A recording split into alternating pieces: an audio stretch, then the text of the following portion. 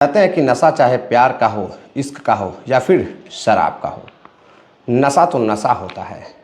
अगर नशे की लत लग जाती है तो वह इंसान को ख़त्म कर देती है, इंसान के परिवार को तबाह कर देती है। साथियों, आज की भी कहानी कुछ ऐसी ही है। एक महिला जिसे बहुत ही गंदी लत लग जाती है और उस लत के चक्कर में वह खुद की भी और पूरे परिवार की ज़िंदगी तबाह कर देती है। नमस्कार साथियों, मैं विशु राय हाजिर हूँ जुर्म की दुनिया की एक और नई कहानी के साथ। उम्मीद है आप सभी साथी स्वस्थ होंगे, मस्त होंगे, अपना और अपने परिवार का ख्याल रख रहे होंगे। साथियों, कहानी शुरू करें उससे पहले जितने भी साथी चैनल पर नए आए हैं, जुड़िए विशु वारदात तक से और चैनल को सब्सक्राइब करिए, अपना प्यार दीजिए। डेली आपको कहानी रात 8 बजे इस चैनल पर सुनने को मिलेगी और सच्ची घटनाओं पर आधारित जो भी कहानियाँ होंगी आपको देखने और सुनने को मिलेंगी। साथियों, मैं बात कर रहा हूँ पंजाब की। पंजाब में एक जगह लगता है जोहल नंगल के पास एक जीटी रोड रहता है। जीटी रोड के पास एक जगह लगती है गिल्लावली के पास जीटी रोड पर सुबह एक व्यक्ति की डेड बॉडी मिलती है, वह भी कार के अंदर। काफ़ी गंभीर चोटें रहती है। उसके परिवार वालों को जैसे ही फ़ोन करके बताया जाता है कि इस गाड़ी में एक व्यक्ति की लाश पड़ी है, आकर देख लो ये तुम्हारा क्या लगता है। अब फ़ौरन ही उसके भाई, उसकी पत्नी वहाँ पहुँचती है। जब परिवार पहुँचता है तो देखता है कि वह तो मृत है, मर चुका है, सांस भी नहीं चल रही है। पत्नी रोने लगती है, चीखने चिल्लाने लगती है कि इसे हॉस्पिटल लेकर चलो। डॉक्टर उसे मृत घोषित कर देते हैं और कहते हैं अब इसे पोस्टमार्टम के लिए लेकर जाओ। पोस्टमार्टम होता है। पोस्टमार्टम होने के बाद तुरंत पत्नी कहती है कि मैं चाहती हूँ कि इसका अंतिम संस्कार जल्दी कर दिया जाए, क्योंकि इसको मरे हुए काफ़ी समय हो चुका है। इधर भाई काफ़ी परेशान होता है और परेशान होता है तो वह पुलिस से कहता है कि साहब, यह हादसा नहीं लग रहा है, इसकी जांच होनी चाहिए। मुझे शक है कि इसका कत्ल हुआ है। आखिर कातिल कौन है? कत्ल हुआ है तो कातिल है कौन? और प्रथम दृष्टया देखने से यह लग रहा था कि उसका एक्सीडेंट हुआ है। भाई को जो शक था, अब वो कितना सही था या तो पोस्टमार्टम रिपोर्ट में ही पता चलता। अब इधर साथियों पुलिस जांच पड़ताल करती है और फिर एक खुलासा करती है। अब जब सोशल मीडिया के माध्यम से, न्यूज़ मीडिया के माध्यम से, समाचार पत्रों के माध्यम से लोगों तक यह खबर पहुंचती है, लोग हैरान रह जाते हैं। एक के बाद एक हमारे समाज में कई हत्याएं होती जा रही हैं, कई पति पत्नियों का शिकार बन रहे हैं और कुछ पत्नियां भी, कुछ बहुएं भी दहेज उत्पीड़न का भी शिकार बन रही हैं। लेकिन ज़्यादातर मामले पति की हत्याओं का आ रहा है। साथियों, पुलिस खुलासा करती है और जब खुलासा करती है तो फिर एक नई कहानी सामने निकल कर आती है।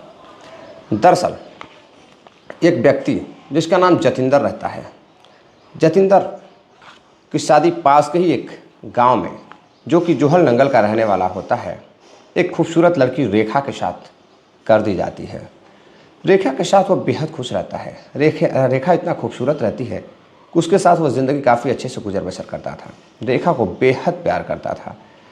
इधर सब कुछ अच्छा चल रहा था, परिवार सब कुछ बढ़िया चल रहा था। 2 बच्चे हो जाते हैं और 2 बच्चे होने के बाद अब इधर जो जतिंदर होता है, जहाँ भी मेला लगता था वहाँ बड़ी सी अपनी दुकान लगाता था। जोहल नंगल में भी एक मेला लगता था, वहाँ पर भी वो एक दुकान लगाता था और उसी दुकान से उसके खर्च बढ़ चलते थे। इधर साथियों समय गुजरता है। अब शादी को 2 से 3 से 4 साल हो जाते हैं। अब जो जतिंदर होता है वह जी जान से मेहनत करके अपना मेहनत मजदूरी करता, फिर मेले में अपनी दुकान लगाता, खर्च करता, अपनी पत्नी के जितने भी सजने संवरने के सामान होते वो खरीद कर ला कर देता। इधर 2 बच्चे अब बड़े हो रहे थे और जतिंदर की पत्नी रेखा, जो कि बेहद खूबसूरत थी, पति थका मारा घर आता था और घर आकर सो जाता था। सुबह उठता तो फिर अपने काम पर निकल जाता। इधर पत्नी जतिंद्र से कहती है कि कुछ समय मुझे भी दिया करो। जतिंद्र कहता है क्यों नहीं। अब वो दुकान बंद करता है और अपनी पत्नी को समय देता है। पत्नी बेहद खुश रहने लगती है। तभी रेखा जतिंद्र से कहती है कि एक काम करो, कि थोड़ा मुझे भी मेले में ले चलो, मुझे भी मेला घुमाओ, मैं भी मेला देखना चाहती हूँ। जतिंद्र कहता है मेला तो अपना ही है, जब चाहो आकर देख लो। अब इधर जतिंद्र अपने पत्नी को मेले में लेकर जाता है। साथियों, मेले में लेकर जाता है, मेला घुमाता है और दिखाता है कि देखो ये अपनी दुकान है और ये पास की दुकान एक उसका दोस्त जिसका नाम चाँद रहता है, यह चाँद की दुकान है। और यह बगल में एक व्यक्ति है पिंकू, यह पिंकू की दुकान है। अब साथियों, इधर वो सबको देखती है और फिर धीरे धीरे इधर अपने पति के दुकान पर जाती है और वहाँ बैठती है, कुछ आराम करती है। तभी एक व्यक्ति जो पास का ही रहने वाला होता है पिंकू, वो अपने दुकान से निकलकर उसे पता चलता है कि जतिंद्र की पत्नी आई हुई है, तो वहाँ जाता है। जब वहाँ जाता है, जो कि जतिंद्र और पिंकू दोनों काफ़ी खास गहरे दोस्त रहते हैं, काम के बाद अक्सर शाम को दोनों एक दूसरे के साथ मिलते, समय व्यतीत करते, पार्टी करते और घर जाते। अब इधर पिंकू को पता चलता है कि भाभी जी आई हुई हैं, तो भाभी रेखा से मिलने के लिए उसके दुकान पर जाता है। जतिंद्र से कहता है कि भाभी जी आई हुई हैं, तो वो कहता है कि हाँ अंदर बैठी हुई हैं, जाकर मिल लो। अब इधर पिंकू बहुत खुश होता है और अंदर जाता है, रेखा से पूछता है कि भाभी जी आपको कोल्ड ड्रिंक वगैरह चाहिए तो बताइए, मैं मंगवा दूँ। रेखा शर्माने लगती है। जतिंद्र कहता है शर्माओ नहीं, यह मेरा दोस्त है पिंकू, काफ़ी अच्छा दोस्त है। अब दोनों बातचीत करने लगते हैं। तभी जतिंद्र पिंकू से कहता है ठीक है तुम बातें करो और मैं अभी आता हूँ। अब बातचीत शुरू हो जाती है। बातचीत इतनी गहरी हो जाती है कि अब उसी वक्त रेखा पिंकू का नंबर मांगने लगती है। पिंकू इधर अपना नंबर दे देता है। शाम होती है, रात होती है, फिर जतिंद्र अपनी पत्नी को लेकर घर जाता है। कमरे पर खाना बनता है और खाना खाने के बाद दोनों सो जाते हैं। अगले दिन फिर पिंकू अपने काम पर चला जाता है, जतिंद्र अपने काम पर चला जाता है। उधर पिंकू भी अपनी दुकान को खोलता और फिर समय गुजरता है। रात होती है, जतिंद्र अपने घर आता है तो पिंकू कहता है कि जतिंद्र आज मेरे घर कोई नहीं है, तो मैं सोच रहा हूँ कि क्यों ना तुम्हारे घर चलूँ, तुम अपने घर लेकर चलो, आज का खाना तुम्हारे घर पर होगा। जतिंद्र कहता है क्यों नहीं, तुम मेरे दोस्त हो, जिगरी दोस्त हो, चलो एक वक्त के खाने की तो बात है। घर लेकर जाता है और अपनी रेखा पत्नी से कहता है देखो मेरा दोस्त पिंकू आया है, कुछ अच्छे पकवान बनाओ जिसे खाने के बाद वो खुश हो जाए। अब इधर रेखा बहुत खुश होती है और अच्छे अच्छे पकवान बनाती है। पिंकू को पकवान खिलाया जाता है और फिर पिंकू पूरी रात वहीं गुजारता है। रात गुजारने के बाद जैसे ही सुबह होती है और सुबह उठकर वह रेखा से बातचीत करने लगता है। अब इधर जतिंद्र समझता है कि देवर भाभी का मसला है, तो वो कुछ बोलता नहीं है। हंसी मजाक होता है, बातचीत होती है, लेकिन साथियों अब हंसी मजाक धीरे धीरे अब दोस्ती में बदल जाती है, गहरी दोस्ती में बदल जाती है। इधर पिंकू अब आए दिन रेखा को फ़ोन करके बातें करता, रेखा भी उससे फ़ोन कर बातें करती है। और जब जतिंद्र अपने दुकान पर चला जाता है तो एक दिन रेखा पिंकू को फ़ोन करती है और कहती है कि जतिंद्र दुकान पर है, एक काम करो तुम घर आ जाओ, तुमसे मिलना है। अब इधर जब पिंकू कमरे पर जाता है तो वह दरवाज़ा बंद करती है और अपने कमरे में पिंकू को लेकर जाती है। पिंकू को लेकर जाती है और फिर उसके कपड़े निकालने लगती है। पिंकू कहता है कि आप ये क्या कर रही हैं? तो रेखा कहती है कि तुम्हें अच्छी तरह से पता है कि मैंने आज तुम्हें किस लिए बुलाया है। मुझे जी भर कर प्यार करो, एक पति की तरह प्यार करो। मैं तुम्हें बेहद प्यार करने लगी हूँ, मैं चाहने लगी हूँ, तुमसे दूर नहीं रह सकती हूँ। इधर पिंकू कहता है कि आप भी इतनी खूबसूरत हैं कि मैं भी आपको पसंद करता हूँ, लेकिन दोस्त से डरता था जतिंद्र से, इसलिए कुछ कह नहीं पाता था। अब दोनों जी भर कर प्यार करते हैं बंद कमरे में। उसके बाद पिंकू अब अपने दुकान चला जाता है। अगले दिन जब जतिंद्र आता है, बातचीत करता है अपनी पत्नी से, तो पत्नी कहती है कि आज मुझे मेला देखना है, फिर से लेके चलो। फिर से मेला के बहाने वह जाती है और फिर पिंकू के दुकान पर जाती है। वहाँ बैठकर बातचीत करते लगती है। बातचीत करते करते अब दोनों इतना खो जाते हैं कि दोनों अब एक दूसरे के साथ रहने के लिए तैयार हो जाते हैं। अब इधर जो दूरी थी पिंकू और रेखा की, दोनों को एक दूसरे की दूरी बर्दाश्त नहीं हो रही थी। दोनों के अंदर एक आग लग चुकी थी और वो धधक कर चल रही थी। इधर रेखा अपने कमरे पर फिर से फ़ोन करती है और पिंकू को बुलाती है। पिंकू को बुलाती है अपने कमरे पर और उसके साथ फिजिकल रिलेशन बनाने लगती है, शारीरिक संबंध बनाने लगती है। तभी अचानक से जितेंद्र को कोई काम याद आता है, तो जितेंद्र अपने घर के लिए निकलता है और घर निकलता है, दरवाज़ा खोलता है तो देखता है कि अंदर कमरे में कोई है। दरवाज़ा खटखटाता है तो पिंकू और रेखा सन्न रह जाते हैं, उनके चेहरे पर हवाइयाँ उड़ने लगती हैं। आखिर कौन आ गया? तभी रेखा कहती है कि जतेंद्र तो आया नहीं होगा, जाहिर सी बात है कोई और होगा, मैं देखती हूँ। दरवाज़ा खोलती है तो वह अभी सन्न रह जाती है। जतिन दरवाज़ा खोल के अंदर जाता है तो देखता है कि उसका दोस्त पिंकू उसकी पत्नी के साथ आपत्तिजनक हालत में रहता है, शरीर पर एक भी कपड़े नहीं रहते हैं। अब इधर वो गुस्सा होता है और अपने दोस्त पिंकू के साथ हाथापाई करता है, डांट फटकार लगाता है। रेखा रोकने की कोशिश करती है तो रेखा के साथ भी झगड़ा होता है और वो कहती है कि एक काम करो, आज से तुम यहाँ मत आना। जतेंद्र कहता है कि यह सब क्या चल रहा है। रेखा माफ़ी मांगती है और फिर पिंकू को जतेंद्र कहता है कि आज से तुम यहाँ मत आना और कभी दिखाई मत देना, आज से तुम्हारी हमारी दोस्ती खत्म। तुमने मेरे पीठ पीछे मुझे धोखा देने का काम किया है। इधर पिंकू चला जाता है और फिर बैठकर जतेंद्र अपनी पत्नी को समझाता है कि देखो, अगर ये बात बाहर चली जाएगी तो कितनी बदनामी होगी। तुम ऐसा क्यों कर रही हो? क्या कमी है कि मैं तुम्हारी कमियों को पूरा नहीं कर पा रहा हूँ?